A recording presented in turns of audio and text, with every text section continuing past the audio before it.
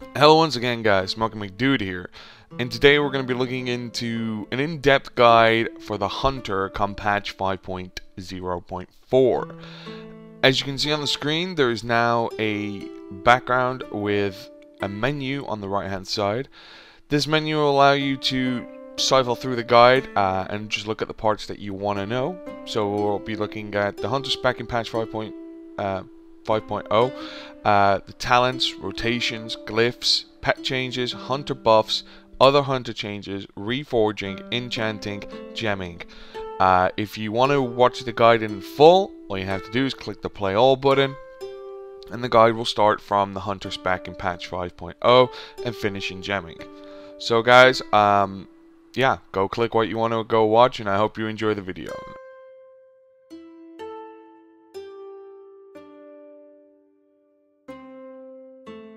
Right, so the first question we're going to answer is the Hunter Spec in 5.04. First question a lot of people are going to be asking is, what's the best Hunter Spec come the new patch? Is it going to be BM, SV, MM? You know, that's the first one. People are going to want to know what's going to bring out the most DPS and what's going to help them the most. Right, so I've been scouring the internet for a lot of research, a lot of information, all the information I could find basically, using Simcraft and some good websites that have already done a lot of mathematical calculations to find out what is the best spec. So as the 22nd of August, it was declared that Mists of Pandaria formulas are currently shitting on MM.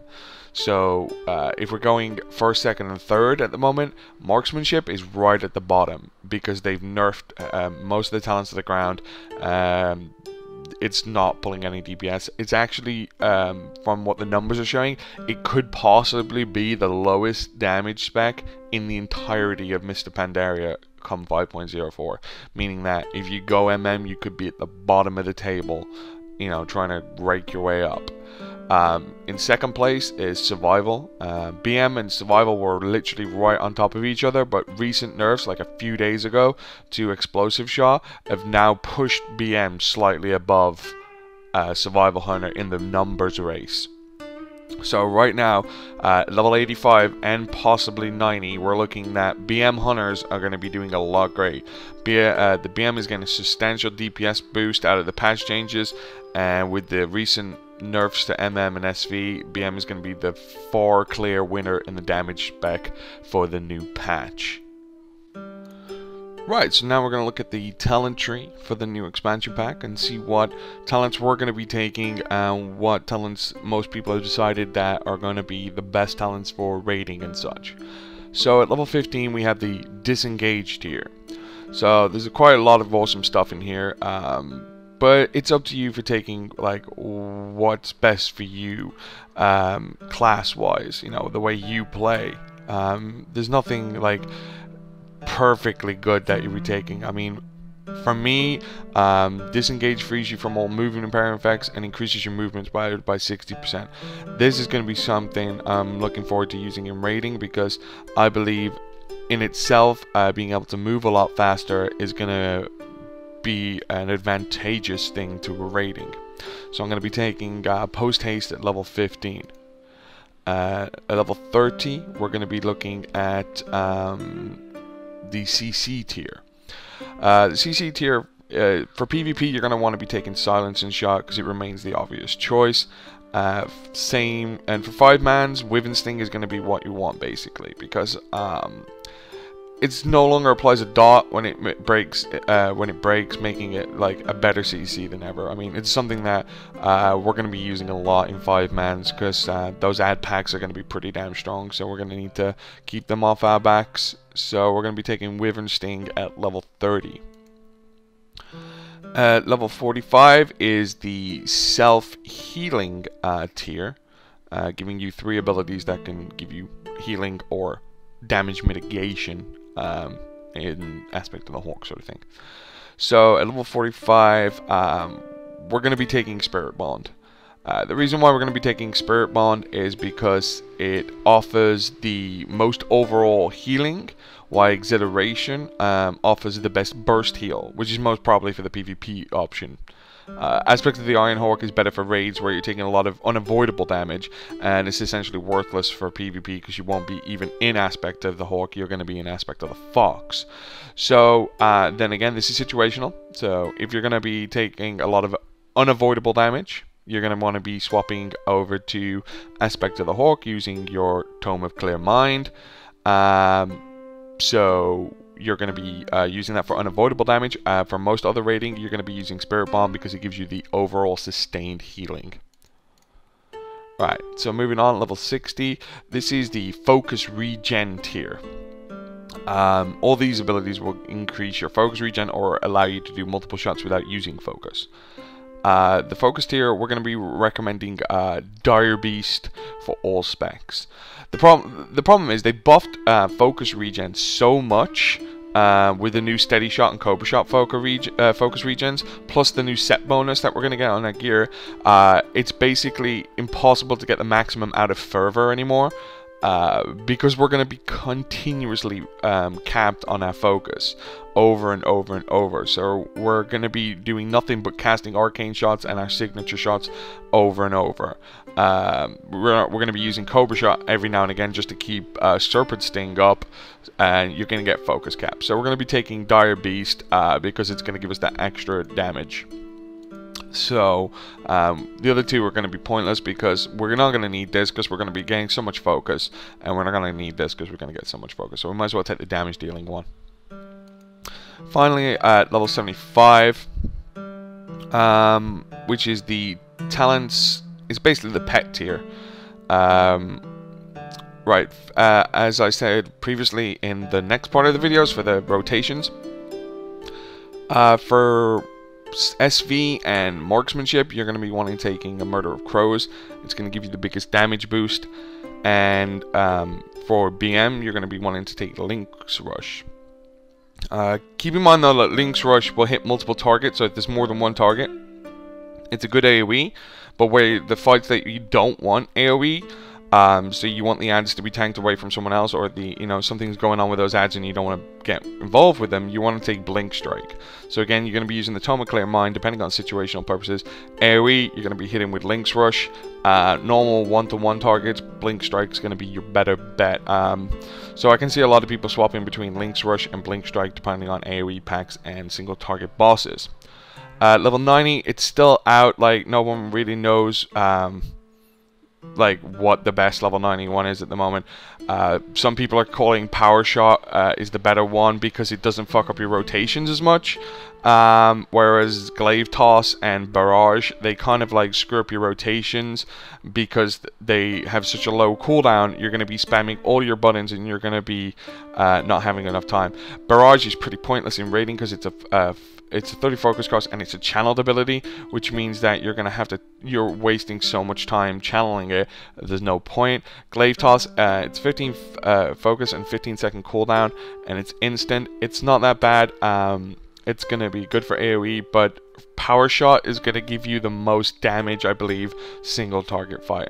So again, same thing with Blink Strike and Lynx Rush. I can see people swapping between Glaive Toss and Power Shot for single target and AoE fights. So that's pretty much it for the talent sector of this video. Right, so now we're gonna look at the BM rotation. So the rotation for Beast Mastery is pretty simple, as it always has been. The first thing you're going to want to do is you're going to use your Dire Beast and your Lynx Rush on cooldown. They want to be used every time they're up to give you the most damage per second. Second, you do not want to delay your kill command for Dire Beast or Lynx Rush. So kill command still takes priority over Dire Beast and Lynx Rush. It still brings out more damage. It is your signature shot, and it's going to bring out more damage than Dire Beast and Lynx Rush. So you want to prioritize that over those two. You want an Arcane Shot when Dire Beast, Lynx Rush, and Kill Command are on cooldown. So every time something's on cooldown, which is pretty much, it can be a few seconds, but you're going to have so much focus at that point, you're going to be able to spam at least 3 or 4 Arcane Shots while everything's on cooldown. Number 4, we're going to keep Serpent Sting up at all times, which is pretty easy these days for BM, because we now are the only people that get Cobra Shot. So you're going to use Cobra Shot as a filler and a focus generator. So if there's any chance that you are out of focus, then you're going to want to use Cobra Shot while everything else is going down. And of course you want to use your Cobra Shot intermittently to keep your Serpent Sting active at all times. Right, for the survival rotation, you're going to want to use Dire Beast and a Murder of Crows on cooldown. You're not going to want to delay your Explosive Shot or Black Arrow to do number 1.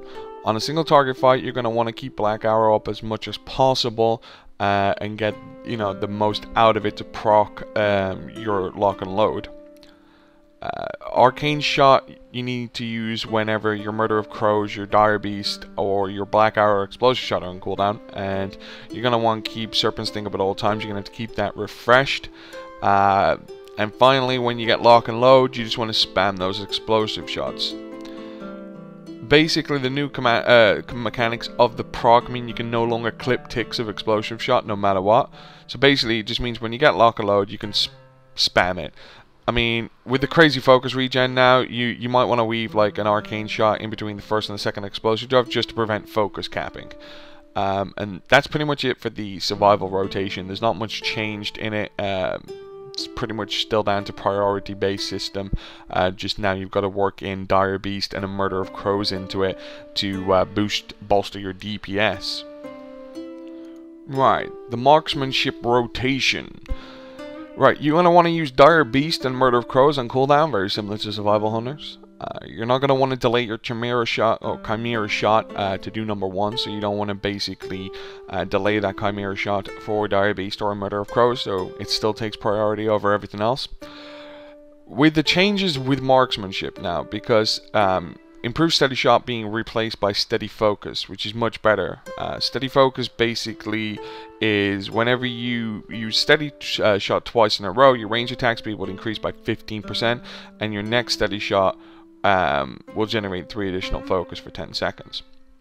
The reason why we're going to be doing this, because it lasts for 10 seconds, you're going to want to do 2 Steady Shots, like a pair of Steady Shots, every 10 seconds to get that 15% increased attack speed. In addition to boosting our focus regen, steady focus means you only need to hit Steady Shot in pairs of every 10 seconds now, rather than every 8. The problem with MM, it's now, there's no real leeway in it. Everything's got to be hit at the same time. It's harder than ever to manage. Basically, you've got to hard cast. You can only hard cast aim shot now when you're under effects of haste effects. You got to keep your Serpent Sting up at all times. You know, the free Dire Beast every 3 seconds and Kill Shot all disrupt the rotation, make it incredibly focus rich when you need to hit those buttons. Basically, it makes it hard to keep up the pairs of Steady Shots. So you want to get 2 Steady Shots up every 10 seconds, but in those 10 seconds you can't really fit in an Arcane Shot, a Dire Beast attack, a Murder of Crows. It's really hard to keep those together, and it's going to be a lot of problem. And even at level 90 it's a little bit better, but the damage is still very low compared to the other 2 specs. Right, so now we're going to look at the Glyphs. There's a few Glyphs that make it to the short list when you consider raiding. I'm going to go over them quite quickly because the Glyphs these days aren't that necessarily good. They don't really make everything great anymore. So for major Glyphs, you're looking at Animal Bond. When your pet is active, all healing done to you and your pet is increased by 10%. It's going to help the healers out. It's going to help you out eventually. You know, if you take that damage, you're going to be fine. For Marksman, Chimera Shot is pretty good. Increases the healing you receive from Chimera Shot by an additional 2% of your maximum health. Again, it helps the healers out, especially if if you're taking a lot of damage in a movement phase and you just pop off a Chimera Shot, you can probably get a lot of that health back. Disengage increases the distance you travel when you disengage. Again, not bad at all. If you want to get out of that damage really quickly, pop that. You're going to fly a little bit further, get away from that damage a little bit, a little bit quicker. For Beastmaster, Endless Wrath is pretty much a no-brainer. While Beastmaster's Wrath is active, your pet cannot be killed, but can still be damaged. What's pretty good about this is if there's a little AoE phase and your pet's probably going to get one-shot or near enough one-shot, pop Beastmaster's Wrath, he's going to take that damage, but he's going to live. You can then heal him through it after the phase is ended. The only other glyph that looks like it could possibly be part of a raiding set would be the Marked for Death glyph. Your Arcane Shot, Chimera Shot, Kill Command, and Explosive Shot abilities automatically apply Hunter's Mark. Pretty awesome. Means that send your pet in for Beastmaster, and as your pet runs towards, it'll automatically apply your Hunter's Mark, so you won't even have to put it on anymore. So it frees up a keybind, or it frees up that macro if everybody else is running with a macro that sends your pet into an attack, and also puts the Hunter's Mark on the target. And that's pretty much it for raid glyphs or anything like that for major. There's not much, like I said, particularly that makes anything amazing. Minor glyphs are even worse than they were before. Now they're just fluff. We're going to be looking at what for raiding, maybe glyph the aspect of the pact increases the range of your aspect of the pact by 15 yards. Allows you to get back quicker when you're wiped, I guess. Stampede. Stampede no longer summons pets from your stable. Instead, it uses copies of your current pet. I think that's a lot cooler. I don't want like big mammoths and fucking shit running around. It looks stupid. I like Glyph of Stampede. It's gonna work well, I think. And then that's it, really. Tame Beast is pretty awesome. Reduces the time required to complete a Tame Beast by 4 seconds, which is going to be good for all those new rare mobs that people are going to want to tame. Other than that, Fireworks, I guess, teaches your ability to fire fireworks from your bow or crossbow. That sounds pretty cool, shooting fireworks. You know, celebrate that you've killed a boss. That sounds really good. Right, so along with the hunters, hunter pets are also going to get some substantial changes in the patch. You'll now be able to choose whether you make any pet ferocity, cunning, or tenacity. It'll have its own talent spec that it could spec into. So they no longer have talents, instead their abilities are determined by their spec now. So ferocity, of course, is going to be the best DPS pets. Tenacity are for tanking and soloing, and cunning pets are for PvP. You can change your pet spec at any time just by opening the pet window in the talent pane, and you can choose a new spec out of combat, of course. Right, so in general, pets have lost a tiny bit of health because with removement of the talent spec. They've lost a shit ton of armor and a touch of an avoidancy. So pets are pretty much focus starved as well now because of not being able to go into the talent tree anymore of the old talent tree. Not for BM in particular, but basically it's making it a little bit more problematic for like to use dash and thunderstomp and such for MM and SV. They're gonna have a little bit of issue where they're right. So the big warning for pets. Now this is a big fucking warning. Okay. The biggest change, one of the biggest changes, and the one that you kind of need to remember, is the pet's growl ability just changed so that it is now a true taunt. That means if your pet growls a mob, the mob will be forced to attack the pet. This doesn't typically now work on bosses. It doesn't mean that you absolutely... It just means that you must have growl turned off at all times, unless you really want your pet to be tanking. So, yeah, it's a new tool for us to, like, pull aggro if we need to. If there's anything, like, crazy, we need to, you know, grab aggro off somebody. You want to get that sorted. So do not have fucking growl on when you're in a raid or a 5-man, because your tank will bitch and moan and kick your shit out of you, most likely. Okay, so a quick overview of the new raid buffs that hunters bring towards a raid. Of course, is that we bring 10% melee ranged attack power. This is switching back from the current version that gives 20% melee. We also bring minus 25% healing received to bosses and minions and mobs, of course. All hunter specs will now have True Shot Aura. In addition, there's no change in having hunters' pets to continue to provide raid buffs as they currently do in Cataclysm. So, of course, depending on which pet you bring, it'll have a different raid buff, so you'll have to organize with your guildmaster or your raid leader which pet is coming and which pet isn't. So now we're on to the other changes that have actually been put onto the hunter class. So first of all, shots that are missed or dodged now only cost 20% of the focus they would have originally cost. So it still hurts to be dodged, but not quite as much. So this is it's not that bad. Readiness is now turning into a default hunter ability that all hunter specs will have without having to spend a talent on it. It's going to be fun. I can't wait to use this in BM to double beast your wrath somebody's ass in PvP or you know, on a raid boss. Steady shot and cobra shot will now generate 4 focus per shot rather than a 9 focus shot per cataclysm. Trap launcher is now a toggle on or a toggle off. If it's on, every trap will be launched. If it's off, then the trap will drop at your feet. Hunters are going to get a couple of knockback effects in Mists of Pandaria.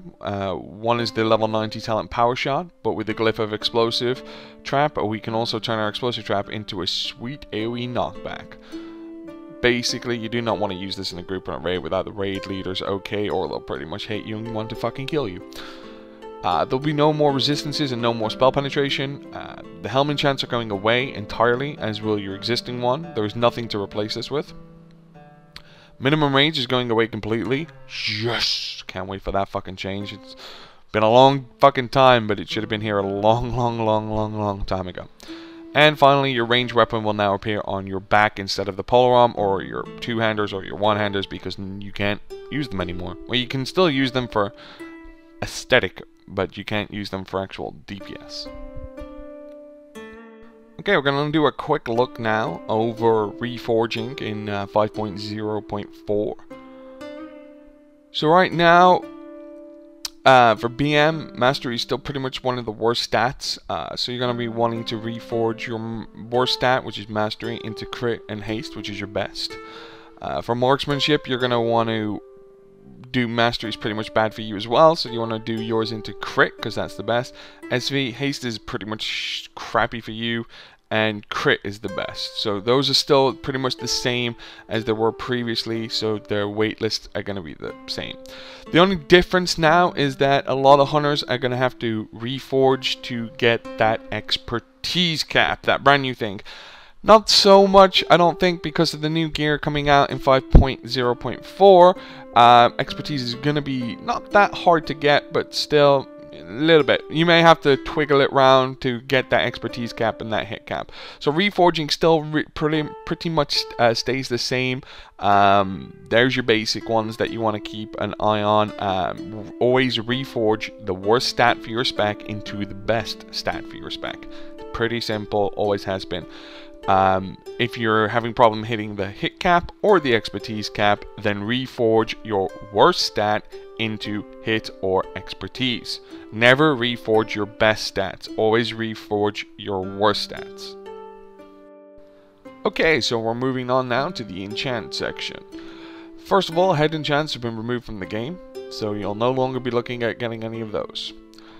Right, so first enchant we're going to be looking at is Cloak.